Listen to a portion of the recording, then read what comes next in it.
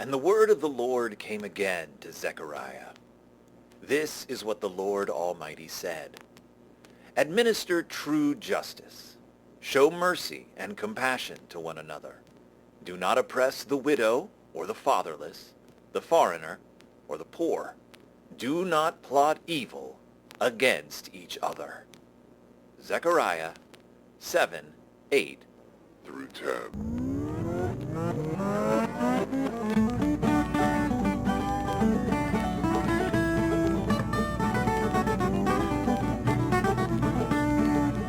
Welcome back to Deep in Bear Country, a Berenstain Bearcast. I am your host, Phil Gonzalez, and we're going to do things a little different this episode. We are again covering a Berenstain Bears Gifts of the Spirit book, a Random House publication by Mike Berenstain based on the characters created by his parents, Stan and Jan Berenstain. We've already done 3 of these Gifts of the Spirit books, but I'm going to turn the episode on its head a little bit. Now, what I've been doing is examining the biblical quote from the beginning of each book and then covering the plot of the book and sort of showing how one applies to the other. This book is interesting because the quote in the beginning, when applied, when you do a read on the book using the quote as a lens, it actually changes, I won't say changes the meaning of the book, but it adds several layers of meaning to the book, if read through that lens, in such an interesting way that I actually want to cover what the book is about first, and then explore the context behind the quote. Now, full context of the quote isn't going to help much, but it does help to have a bit more context than is applied in the beginning of the book. What are we even talking about? We are talking about 2022's The Berenstain Bears Gifts of the Spirit Fair is Fair. Is it? We'll find out. Now, you might be wondering, if you've just jumped into these, why are you on 2022? You are not anywhere near 2022 in the grand scheme of things. It's because these are the new Gifts of the Spirit books that Mike has been putting out for the last couple of years. They are beautiful hardback editions. They are beautifully illustrated, and they have wonderful religious stories that rival probably anything. I won't say rival plot-wise what we were finding in the Living Lights. Remember that Mike's no longer with Zondervan anymore. He's no longer working on the Living Lights books. This is a whole new series with Random House. These are books that Mike has said reflect more and more honestly like his approach, what he wants to do when he approaches religious books. There is a definite change in tone, in, I believe, quality, in application. In these stories, they're a bit more simple, but they're also more complex because of their simplicity. And it doesn't feel like Mike is under pressure to conform to the way the publisher wants the religious book structured. That's just a long way of saying they're so interesting that I had to jump in and cover the 7 that have been released so far. There's more coming out this year, and I'm sure more in the future. But if that was a question in your mind, wondering what I'm doing, that's the explanation. I explained it several episodes ago, but in case you're dipping in, Berenstain Bears Gifts of the Spirit, Fair is Fair. We get introduced to a new character in this book. We get a little bit of character development amongst our cubs. We don't meet any adults. This is a story completely handled by the children. Fair is Fair. So what is this book about? This book, it's a simple-ish plot where the cubs, brother and sister, along with Honey Bear, are enjoying a day at the playground. There's a bunch of cubs there, a lot of older siblings and their younger siblings. That's the way cubs are in bear country. You don't see any parents at the playground. You never see parents, now that I think about it, at a bear country playground, or at least a bear town playground. We've seen playgrounds quite a bit. Usually it's within the context of a school day, so that makes sense. But even on the days when it's just cubs hanging out at the playground, it is just cubs. And I'm contrasting that with my experience with playgrounds as an adult, which is usually children there with parents, and my experience with playgrounds as a child, which was entirely children. You could view that as a shift in parenting styles. Parents are more hovering, as they say. They're more involved, maybe, if you want to look at it from that perspective. I think what it might have to do, though, is the school systems in our neighborhood are completely different than they were when I grew up. And I believe in a lot of situations, a lot of locations in the United States, you used to be limited to the school in your area. Like you would, if you lived on a street in a town, that street designated exactly where you went to school. There was no other option.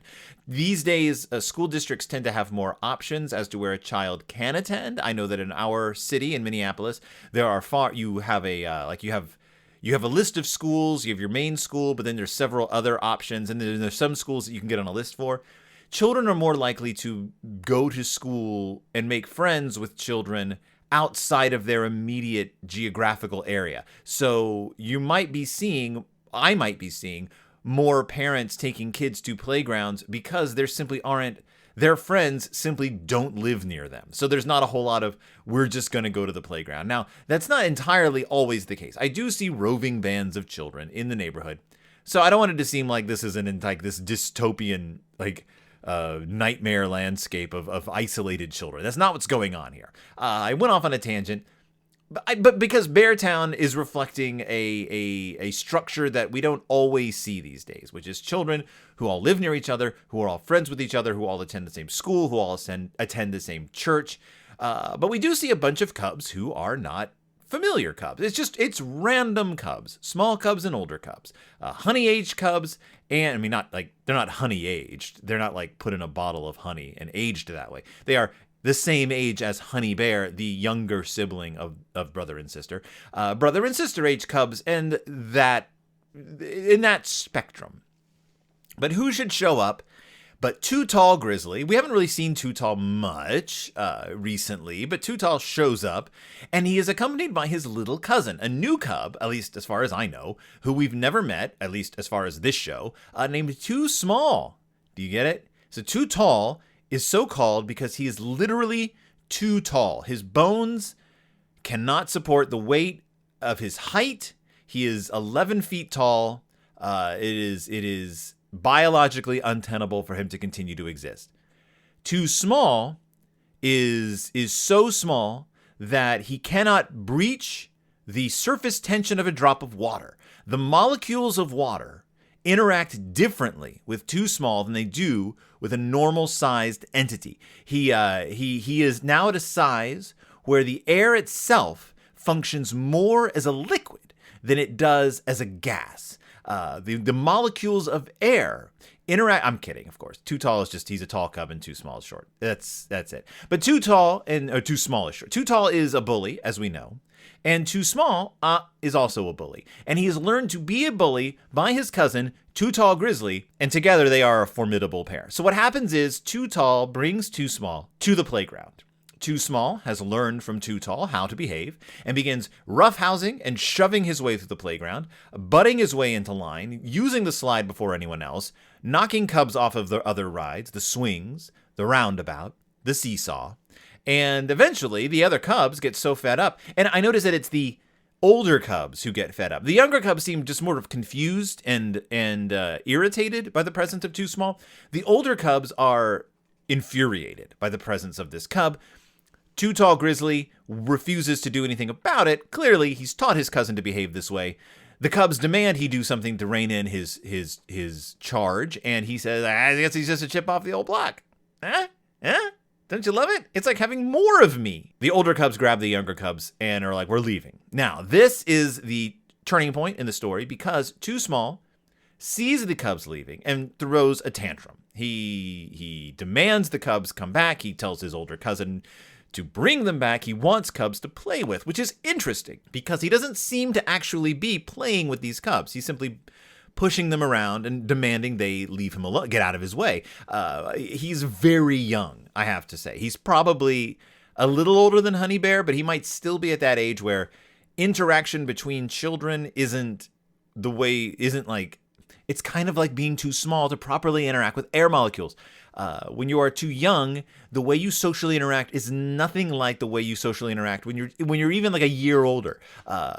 Interactions between children often happen in, as they say, in parallel to each other. They don't play necessarily together. They play by one another, and that is early social interaction. I mean, it's not the earliest social interaction. The babies are the whole other story. That's like they're like insects, their brains. But young children will frequently simply be surrounded by other children as they seemingly do their own thing. But what's happening is actually happening internally. They are learning social dynamics. They're learning social cues simply by being near other children. I believe that's where Too Small is more or less right now. He's kind of edging his way out of that age into full social interaction, but he's off to a bad start. So the other cubs are not taken in by his caterwauling, but Too Tall is, because Too Tall does not want to hear a whining child. And so he runs after the cubs and he's like, come back. My little cousin's upset. Please come play with him. And they're like, absolutely not. He's terrible. He hasn't learned how to play fair. He hasn't learned how to be a polite, good cub. I won't say good cub. He hasn't learned the social graces necessary to make friends. And Too Tall openly admits, he's like, well, you guys are a bunch of religious goody two-shoes. And I do like that Too Tall sets himself apart from the rest of our Gifts of the Spirit children. He's not saying like, I'm not a very good Christian. He's just like, you guys know what goodness is, leading me to believe Too Tall, probably the devil. So he's like, you guys are smart on all this goodiness stuff. You guys know where all the good feelings are at. You teach my cousin. Shockingly, brother and sister pull Too Small aside and explain to him that if he keeps behaving like this, he's not going to have any friends, that patience and kindness, generosity of spirit, are necessary features in a well-rounded child in order to not only attract but also retain companionship and friendship. And I like that I actually like that they appeal to him in a transactional sense, because what he wants is companionship. He wants friendship. He doesn't even necessarily want to play with these kids so much as have them around. He wants to feel a part of this community, and doesn't know how to do it. The only example he's had is his terrible cousin. So it takes children with more social graces than Too Tall to educate him. Now, props to Too Tall as well for admitting his limitations. That's a sign of maturity. And asking for help, another sign of maturity, from community experts. Not unlike brother and sister going to actual factual when they have a science question, going to Ferdy factual when they have a nerd question, going to cousin Fred when they have a I'm just looking at the nerds here. Going to Queenie McBear maybe when they have a relationships question. I don't know. In any case, Too Tall goes to them with social graces, with questions of fairness, not questions of religion. I am going to point out in a minute the fact that there are no religious references in this entire book. I just want to point it out right now.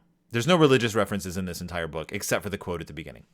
And lo and behold, the cubs get through to Too Small. He's young. He's impressionable. He's not set in his way. He's not too tall. He learns to say please, thank you, learns to not push and shove, begins practicing what they've taught him. It's not easy, but he begins practicing it. Slowly, the other cubs start warming up to him, and before you know it, he is surrounded by kids his own age. He's not the belle of the ball. He is simply another kid playing on the playground.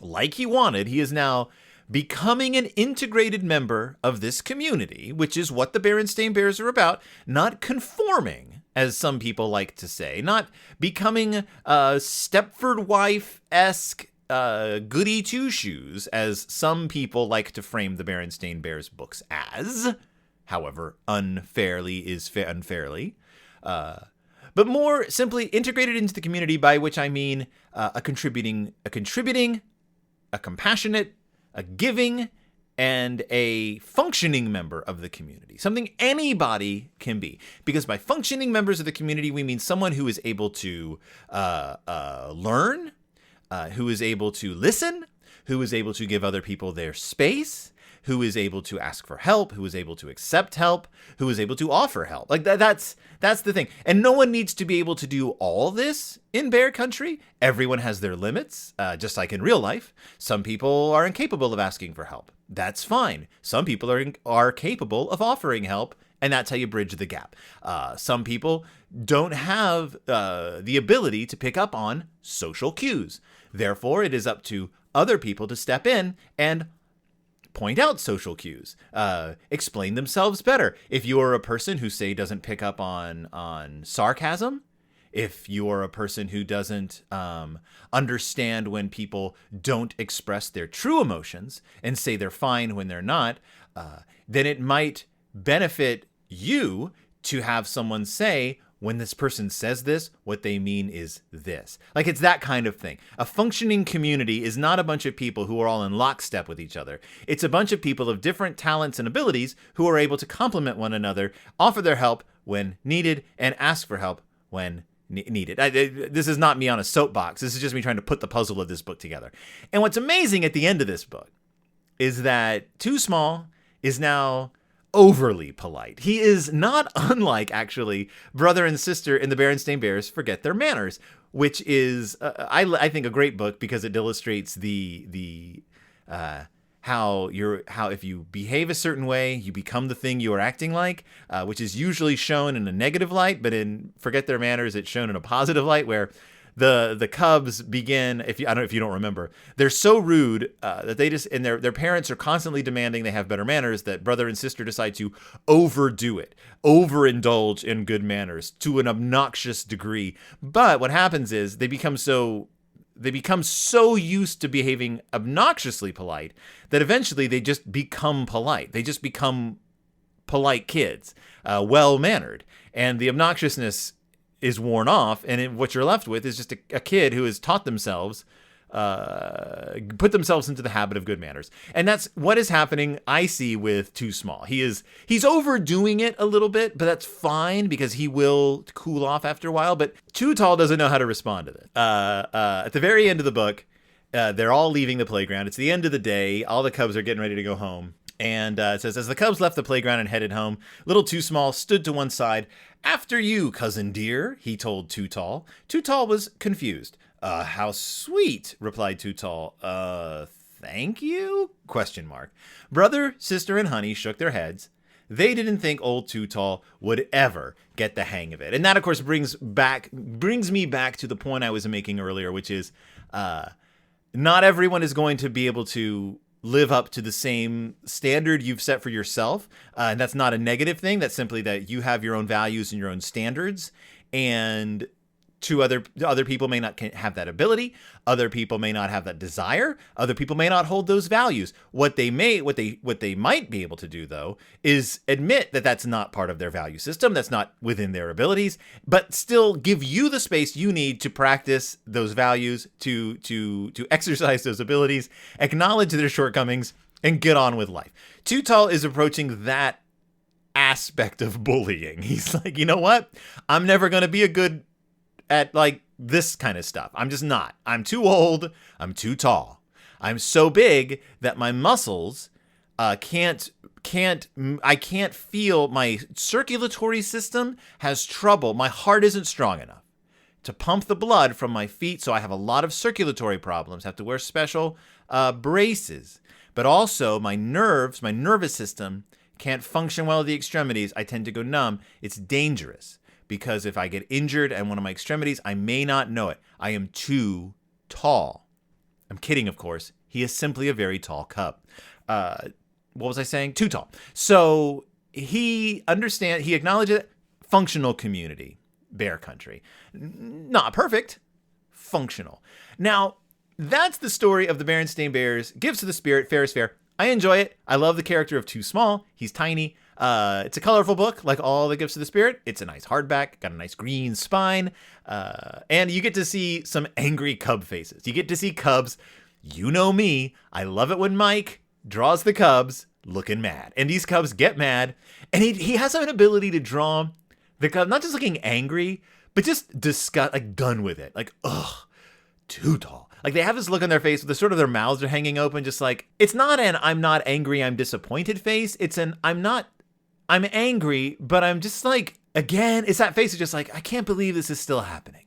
We have been putting up with this for almost 60 years, Too Tall. 60 years we've lived here, and still you push us off the swings. Now, the cover does show what looks to be Too Tall bullying a cub. Too Small is clearly the cub. The perspective's a bit off because Too Tall is also in the foreground. And Too Tall himself is looking a little... Mike has drawn Too Tall with this expression on his face that's like, this is... his little cousin is doing what I want him to do, but I'm not sure if it's working out for everyone. That's the look on his face. He's kind of like, it's not worried so much as like getting to worried. I don't know. Mike is exercising his ability. He's stretching his ability to draw cub expressions further than he ever has, and I appreciate it. Mike, if you ever listen to these episodes, I don't know if you ever do, keep going in that direction.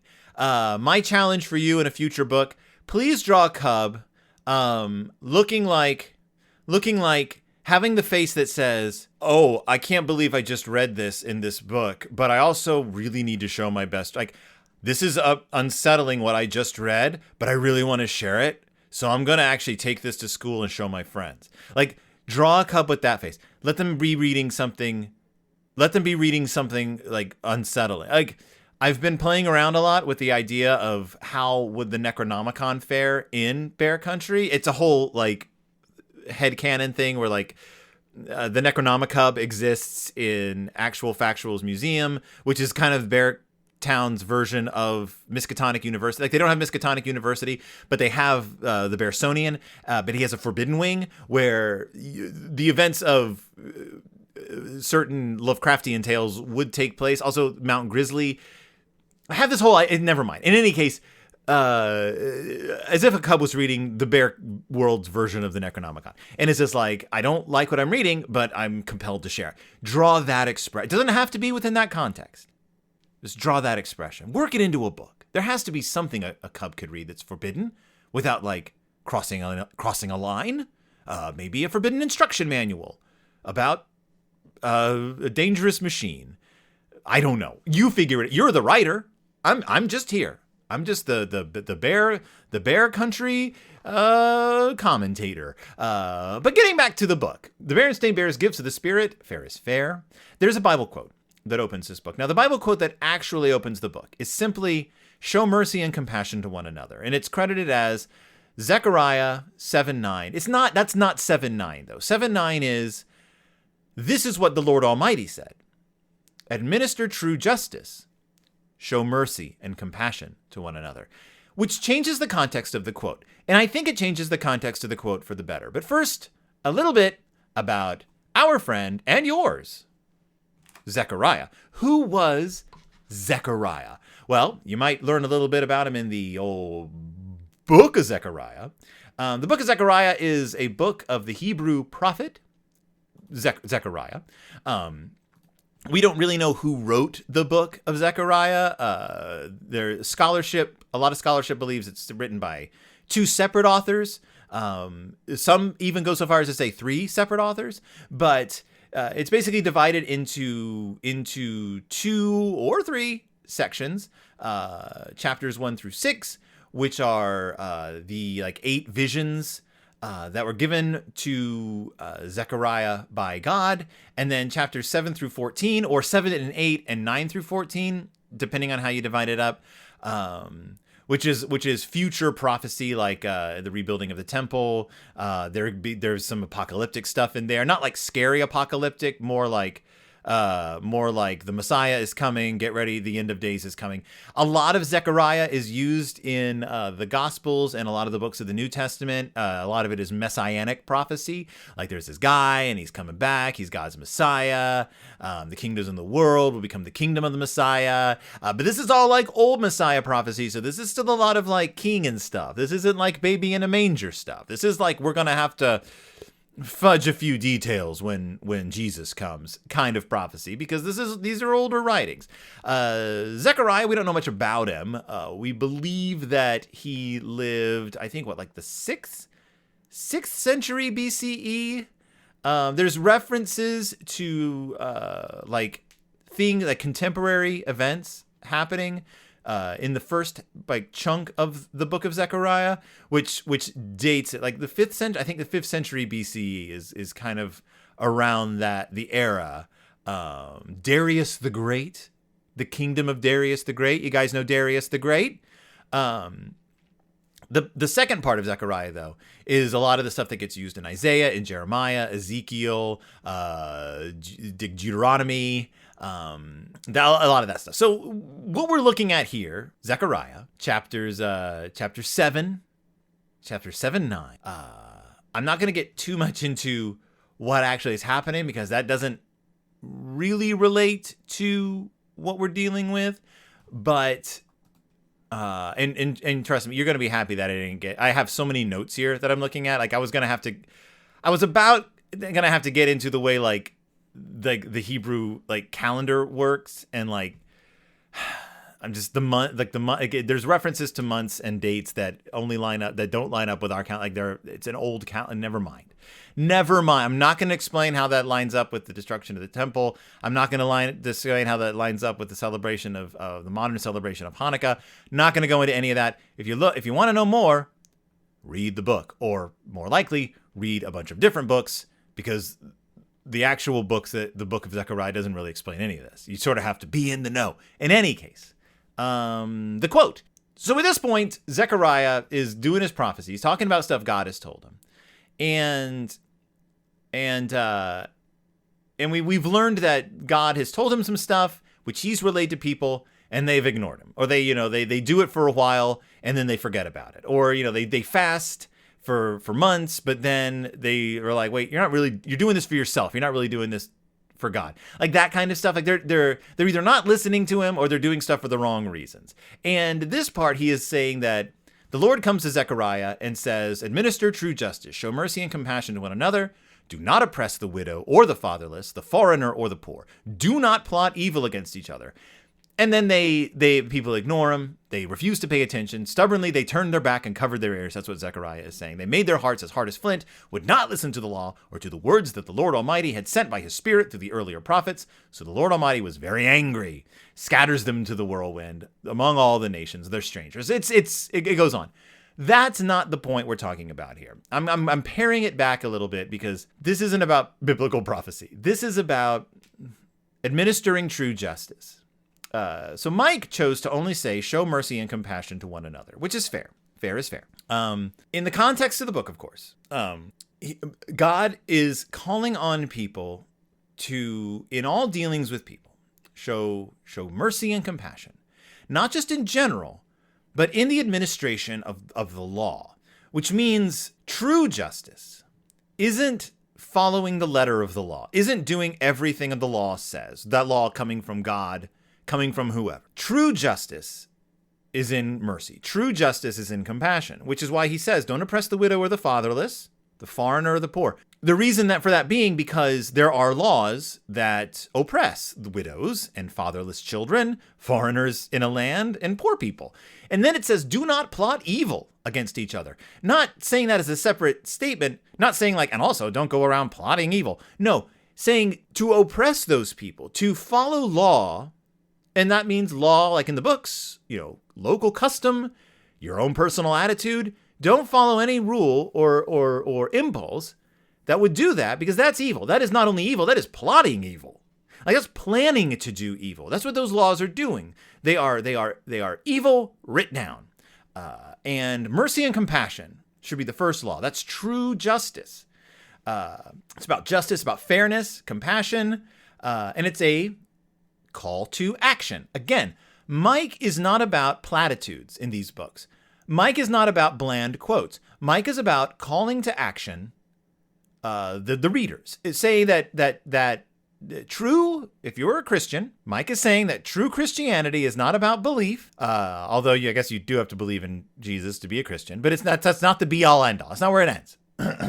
It's about being a member of a community, and it's about putting your words into action and putting those beliefs into action. These are gifts of the Spirit, and a truly generous and compassionate person shares their gifts. Gifts are something that you receive, and they are also something you give.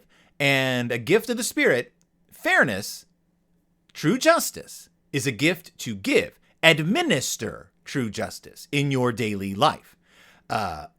Excuse me. I am a little congested, and that's weird. Now, let's talk about the phrase fair is fair.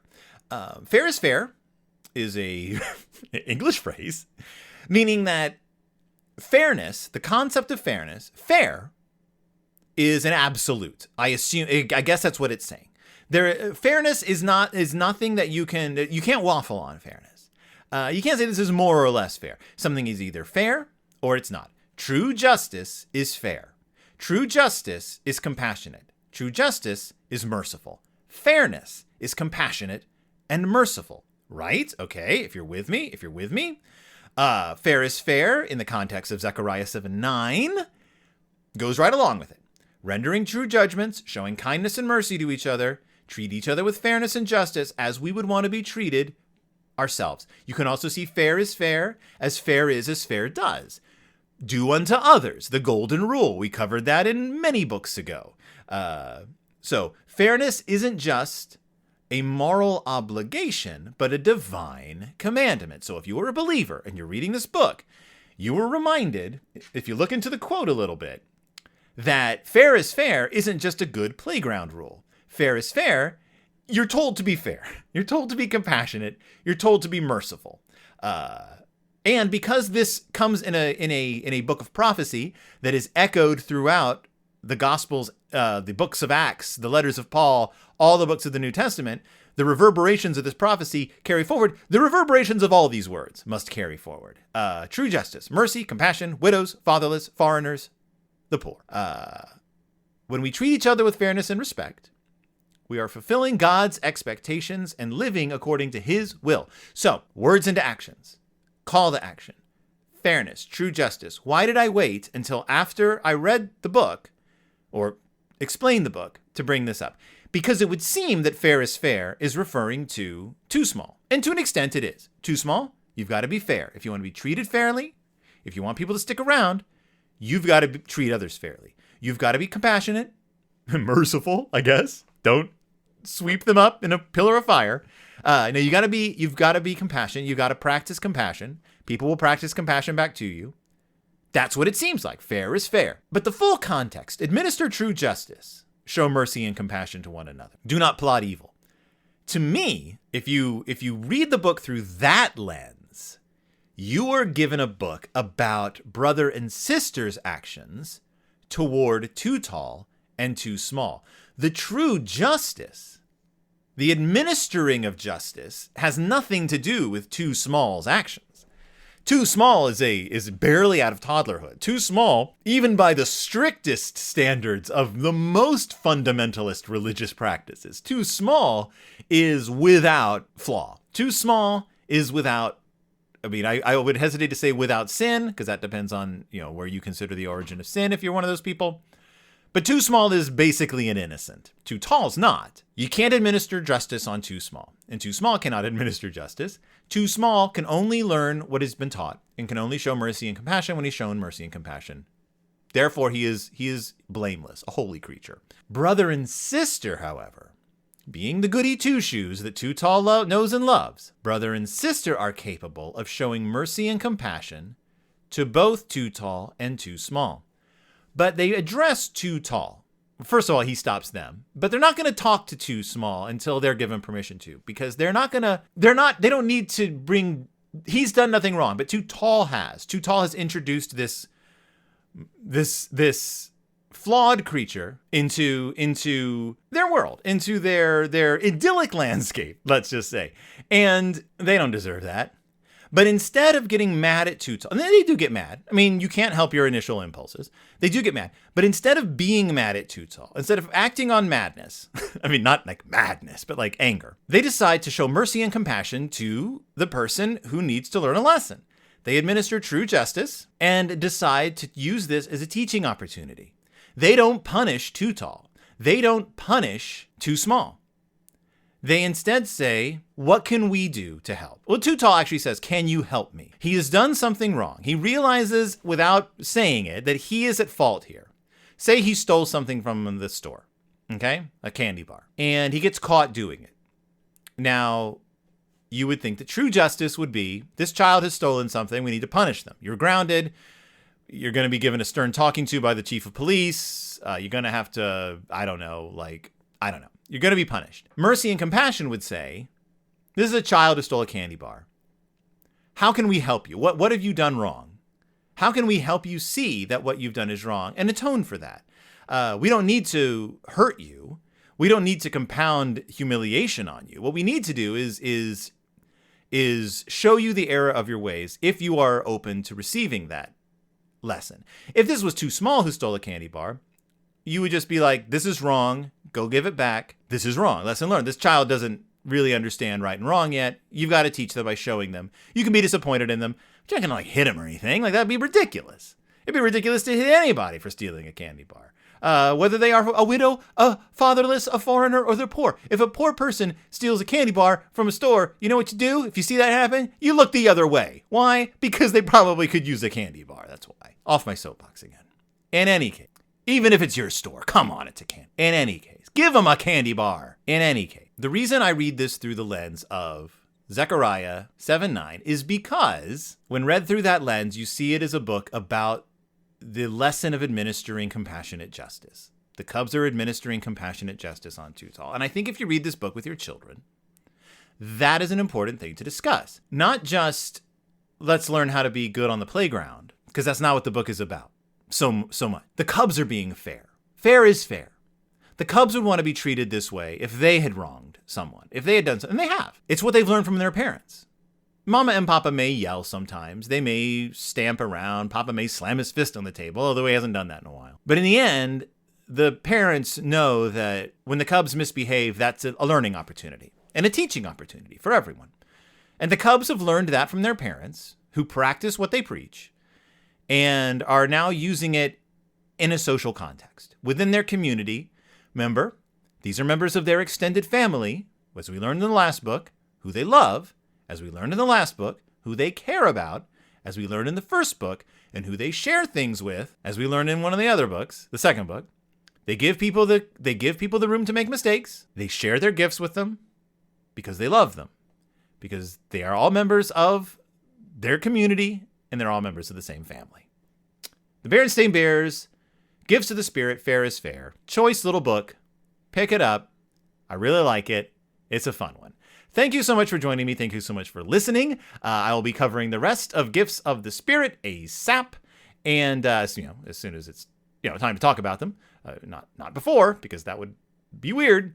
But thank you for listening. Thank you for joining me. You can find me on Facebook at Deep in Bear Country. You can find me on Twitter at BstainBearCast. You can find me on YouTube at Phil Gonzalez. It's Phil. That's what my little picture says. Where I post episodes. I've been posting these episodes. I've been posting episodes of my other shows, clips, so you can sort of dip in and see what the chatter is like. Pizza Toast is coming to an end with the Hunger Games. Who knows what we'll be doing after that.